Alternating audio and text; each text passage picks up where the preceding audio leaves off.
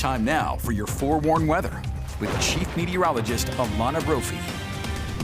All right, Alana, happy first day of summer to you. Hey, thanks, Glenn. It was a gorgeous day. You know you don't complain when temperatures are in the 70s. No, I'll take the start of summer just like this. I'll take this every day. I know. That is very, very true. Well, we can't please you every day. We know summer heat's going to move in, but talking about those reservoirs, that video, incredible. Great story by Cade. But we have really healthy water levels throughout the state. As we look at those reservoirs in northern Utah, many of them at capacity or above it, including places like Pineview, East Canyon, Causey, Jordanelle in the southern half of the state, and in eastern Utah, Ken's Lake, really healthy over near Moab, Schofield, Panguitch Lake, Gunlock, which you know the falls have been running, and Sand Hollow also with some healthy levels. That also has led to water rising in some of our most popular summer destinations like Lake Powell, up 59.2 feet since April. Great news there.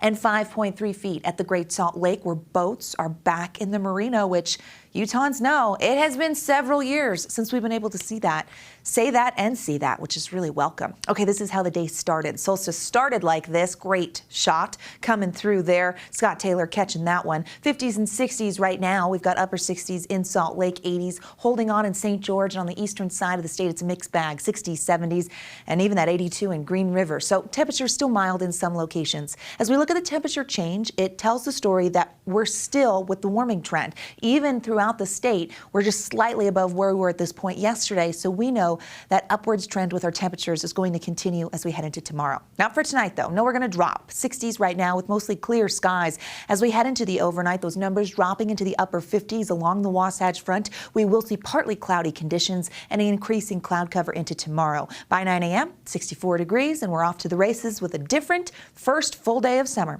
because the storm threat returns. Backside of the Wasatch, over the Uintas and in southwestern Wyoming, the general threat of a storm is there.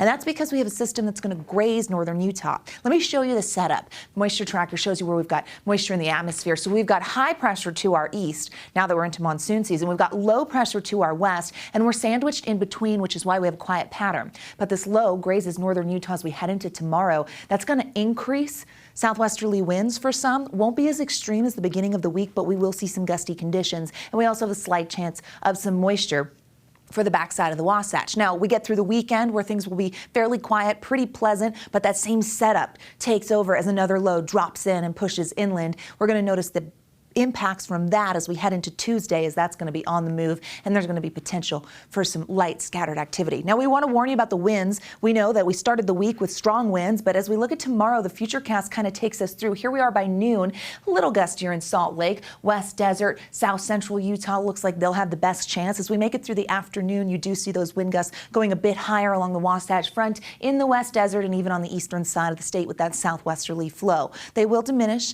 as we head through the overnight, but sticking around into Friday, so we'll be breezy at times. Futurecast shows us what to expect for tonight, cloud cover, and it pinpoints exactly where we're going to see the chance of showers. Here we go. You see it, southwestern Wyoming for the afternoon and evening, all the way down towards the Wasatch Plateau. That system grazes. We quiet down, but then as we head into Friday, the northwest corner of the state brings the potential right there for some moisture to try to sneak in. Other than that, the Beehive State's going to see pretty beautiful conditions. Temperatures in the 80s. Oh, that's going to be really nice and close to average. 86 is where we're supposed to be, so we'll take average. I'm okay with average. Above, yeah, that's hot. 40s and 50s for tomorrow. As we zoom in, you're going to notice those numbers for the Wasatch back in the 70s and 80s. We've got a lot of low 80s along the Wasatch Front in places like Ogden and out in Tooele. Some 90s sneak in towards Green River and southern Utah. That means on Lake Powell and in St. George, where the winds will be a little noticeable, so heads up there. Temperatures drop to the 80s in Washington County with that upslope, but then there's that summer heat, 99s. I know, we're going to depend on the wind because we're going to be flirting with the century mark, and we could hit 100 as we get through the end of the 7-day in Washington County. Not in the north, don't panic just yet, but we do bring back the 90s for the latter half of the weekend and into Monday. 92 is the hottest we've been in Salt Lake City. We did that on Monday. We could repeat that heading into next week. 80s for the remainder of the work week with breezy conditions. Glenn, over to you. All right, thanks so much, Alana. Appreciate that. Turning on sports and Dana Green and so many possibilities. This is going to be a wild ride. Yeah, a Jazz executive sits down with the media to talk draft strategy heading into tomorrow's big night. Plus, Ken Real